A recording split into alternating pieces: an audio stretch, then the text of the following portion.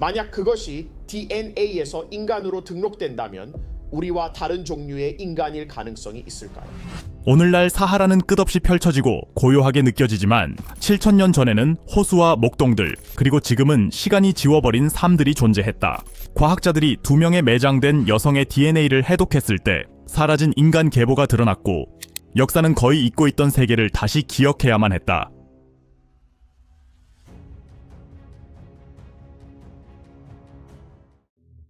한때 생명이 가득했던 사막. 사하라가 모래의 바다가 되기 훨씬 이전, 북아프리카 전역에는 비와 강, 계절적 풍요로 형성된 광활한 초록 풍경이 펼쳐져 있었다. 약 14,500년 전부터 5,000년 전 사이, 아프리카 습융이라 불리는 기후 단계가 이 지역을 호수와 이동 동물, 그리고 가뭄에 대한 두려움보다 물의 리듬을 따라 살아간 인간 공동체로 가득한 열린 초원으로 바꾸었다. 지금은 불모의 암석이 된 계곡을 누비던 영양대, 오래전 모래 언덕 아래로 사라진 해안을 따라 일하던 어부들. 이 땅은 세계를 나누는 경계라기보다 대륙 전역의 문화를 연결하는 살아있는 통로처럼 느껴졌다. 현대 리비아 남서쪽 모서리에 위치한 타카르코리라는 바위 동굴 안에서는 거의 모든 것이 사라진 곳에서도 이 잊혀진 세계의 흔적이 살아남았다. 고고학자들은 이후 매장지, 도구, 장기 거주 흔적을 발견하며 이곳 사람들이 단순한 일시적 방랑자가 아니라 안정적인 삶을 구축했음을 보여주었다. 이렇게 혹독한 환경에서 인간의 흔적이 남아있을 수 있다는 생각은 쉽게 받아들여지지 않았다. 일반적으로 높은 열과 변덕스러운 기온은 유기물을 연구 가능할 정도로 남기기 전에 이미 파괴하기 때문이다. 그러나 식생을 지워버린 바로 그 건조함이 기후가 남긴 것을 보호하며 인간 역사의 조각들을 모래층 아래 봉인했다. 연구자들이 한때 녹색 사하라가 얼마나 많은 생명을 품었는지 이해하기 시작하면서 질문은 단순히 사람들이 어떻게 살았는지에서 그들의 이야기가 얼마나 남아있는지로 바뀌었다. 이러한 호기심은 외딴 동굴을 인류 먼 과거를 들여다볼 수 있는 가장 중요한 유전학적 창 중 하나로 바꾸는 발굴의 무대를 마련했다. 모래 속에서 드러난 발견. 타카르코리의 현대적 이야기는 이탈리아 로마 사피엔차 대학교의 사비노 디 레르니아 교수팀이 초기 목축 생활 흔적을 조사하기 위해 외딴 동굴을 찾은 2003년에 시작되었다. 발굴 이틀째, 그들의 도구가 단단히 다져진 모래 속에 묻혀있던 인간 하악골에 닿았고, 그 순간 이 유적이 단순한 도자기 조각이나 동물뼈 이상의 특별한 것을 품고 있다는 첫 단서가 드러났다. 층을 신중히 제거하면서 연구자들은 여성과 어린이를 포함한 15명의 매장지를 발견했는데, 배치 방식은 임시 캠프가 아닌 의식적 관리와 장기 거주를 시사했다. 이 유해 중 2명의 여성은 특별한 이유로 눈에 띄었다. 극심한 건조 환경 덕분에 신체 일부가 자연적으로 미라화되어 뜨거운 사막 기후에서는 드물게 피부, 인대, 연조직이 보존되어 있었다.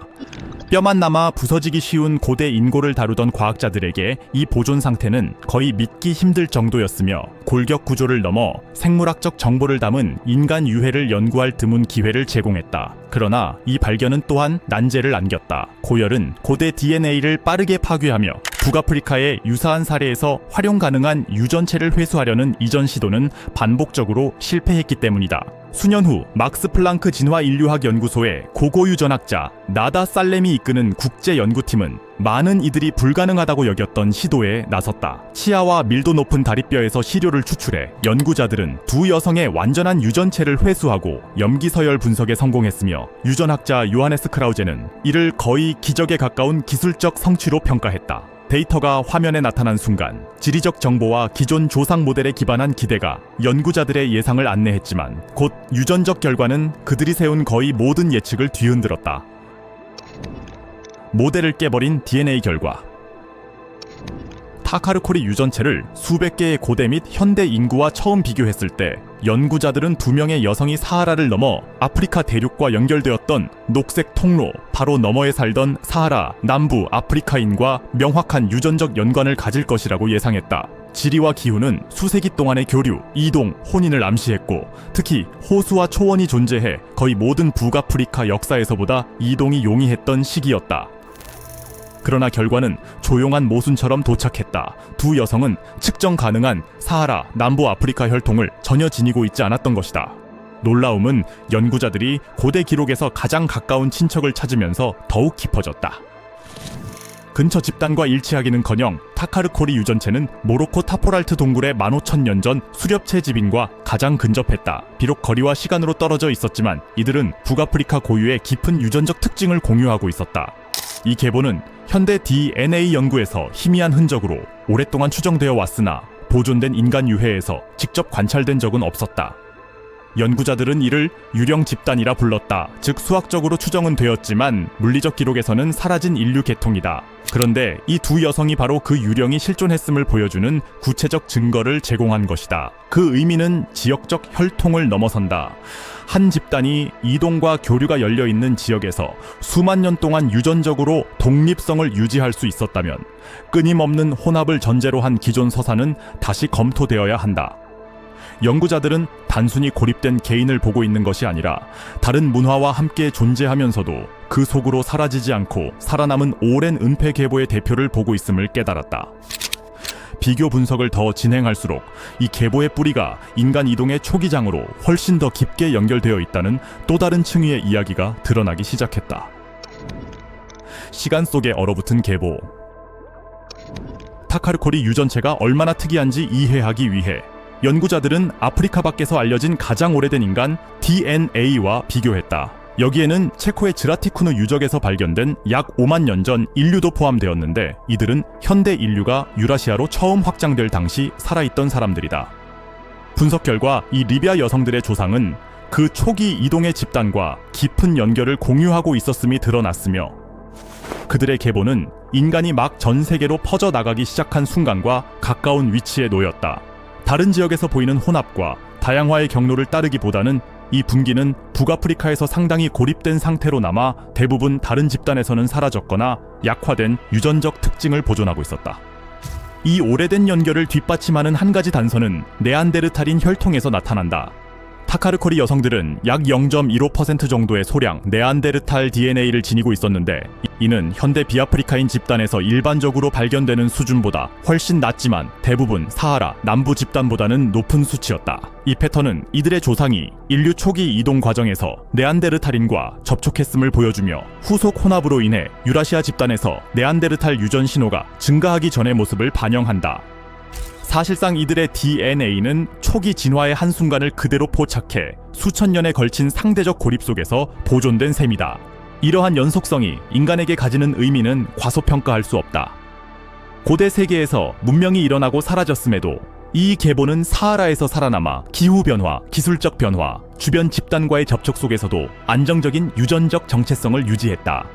연구자들은 이 집단을 놀라울 정도로 끈질긴 사례로 평가했으며 이동과 혼합이 오래된 계보를 지우는 세계에서 장기적 유전적 연속성의 드문 예로 보았다. 그러나 고고학자들이 매장 주변의 물질 문화를 조사하면서 이 역설은 더욱 강해졌다. 유전적으로 독립된 집단이었음에도 그들이 문화적으로 고립되지 않았음이 분명했기 때문이다.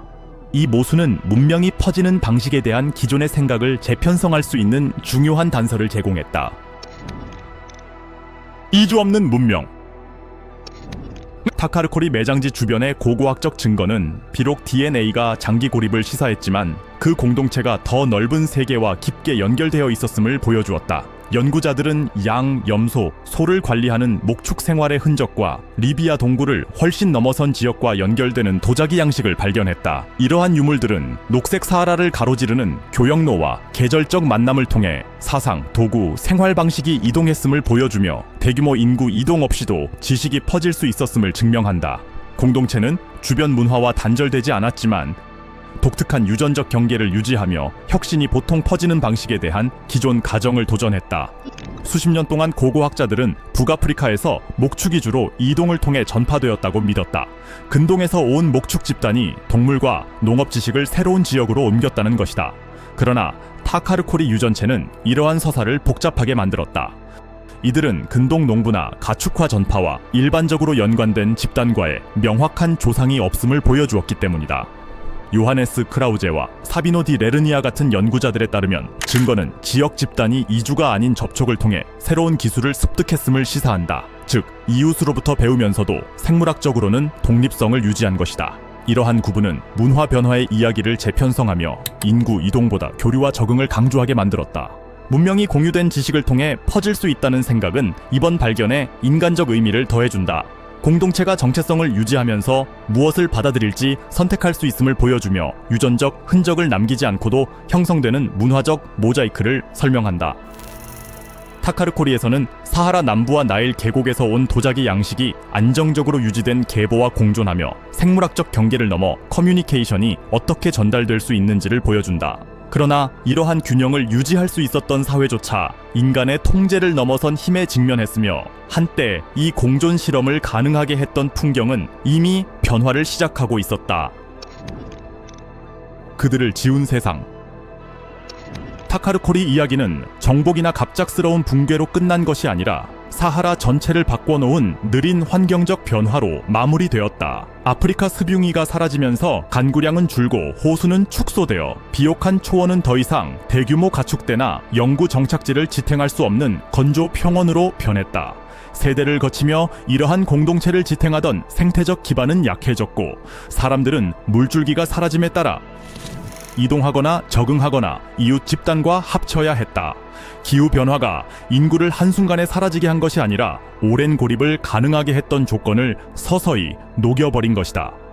유전적 증거는 사막이 확장되면서 이 고대 계보의 후손들이 장기간 교역은 했지만 거의 혼인하지 않았던 북아프리카의 더 넓은 인구 집단에 점차 흡수되었음을 보여준다. 이후 청동기 시대 유라시아에서 이루어진 여기주는 북아프리카의 새로운 유전적 흐름을 가져와 이전 혈통 대부분을 대체했으며 현대 집단에는 타카르코리 관련 계보의 희미한 흔적만 남았다. 즉, 이 두 밀에 보존된 세계는 단순한 희귀 생존을 넘어 후대 인구 이동으로 거의 완전히 덮인 인류 계통의 마지막 직접적 유전체 창 중 하나를 대표한다. 만약 이들이 보존되지 않았다면 과학자들은 이렇게 오래 지속된 계보가 존재했음을 결코 알 수 없었을 것이다. 이 깨달음은 연구자들이 유전 기록 속 침묵을 해석하는 방식을 바꾼다. 부재는 종종 존재하지 않음을 의미하기보다 상실을 반영한다는 점을 상기시킨다. 전체 인구가 현대 DNA에서 사라지더라도 문화적 흔적과 흩어진 고고학적 단서는 남아있을 수 있다. 오늘날 우리가 아는 광활한 사막으로 사하라가 변모하면서 타카르코리 사람들은 더 큰 인류 이야기 속으로 흡수되었고 그들의 독특한 정체성은 역사의 흐름 속으로 서서히 사라졌다. 그러나 모래 아래에는 그들의 존재를 증명하는 흔적이 남아 있었고 기후가 숨긴 이야기를 과학이 밝혀내기를 기다리고 있었다. 사하라 아래의 침묵. 타카르코리에서의 발견은 과학자들이 사하라 자체를 바라보는 방식을 바꾸었다. 이제 사하라는 단순히 텅 빈 풍경이 아니라 아직 해독되기를 기다리는 방대한 기록 보관소로 재탄생했다. 연구자들은 리비아, 알제리, 차드, 니제르 전역의 모래 언덕 아래 수많은 바위 동굴과 매장지가 숨겨져 있으며 각 장소가 녹색 사하라 시대에 보존된 유해를 담고 있을 가능성이 있다고 믿는다. 고고유전학의 발전은 한때 영원히 사라졌다고 여겨졌던 정보를 회수할 수 있게 했고 미래 발굴은 인간 이동과 혈통에 대한 기존 이해에 도전하는 추가 계보를 드러낼 수 있다. 새로운 유전체 하나하나가 인류 가계도의 가지를 재배열할 수 있는 힘을 지니고 있다. 타카르코리 발견이 특히 강력한 이유는 고립이라는 개념을 새롭게 바라보게 한다는 점이다. 이 여성들은 역사와 단절된 유물이 아니라 유전적 정체성은 독특했지만 문화적 교류를 통해 가시적 흔적을 남긴 네트워크 속 참여자였다. 그들의 이야기는 인간 역사가 단순한 교체의 연쇄가 아니라 기후와 선택에 의해 형성된 공존, 적응, 점진적 변화를 겹겹이 담은 풍경임을 보여준다. 하랄드 링바워 같은 연구자들은 한 유전체 속에도 수많은 조상 이야기가 담겨 있음을 강조하며 각 발견이 이야기를 닫는 것이 아니라 확장시킨다는 점을 상기시킨다. 사막 고고하기 이전에 접근할 수 없었던 지역으로 깊이 들어갈수록 사하라 아래의 침묵은 더 이상 영구적이기보다는 발견 사이에 잠시 멈춤처럼 느껴진다. 다음 발굴은 잃어버린 것으로 여겨진 또 다른 공동체, 수천 년 동안 눈에 띄지 않고 살아남은 또 다른 계보, 그리고 우리 DNA 속에 기록된 역사가 아직 완전하지 않음을 상기시키는 또 다른 증거를 드러낼 수 있다. 이러한 가능성은 이야기를 앞으로 나아가게 하며 이 고대 삶이 오늘날 우리에게 어떤 의미를 가지는지 성찰하도록 이끈다. 한때 강과 기억을 품었던 사막 아래 두 여성은 인류가 거의 영원히 잃을 뻔한 이야기를 지니고 있었다. 그들의 DNA는 역사가 조각 속에서도 살아남아 다시 들을 준비를 하고 있음을, 그리고 모든 발견이 우리가 누구라고 믿는지를 다시 정의함을 상기시킨다. 과거를 탐험하며 그 이야기를 이어가길 원한다면 구독하라.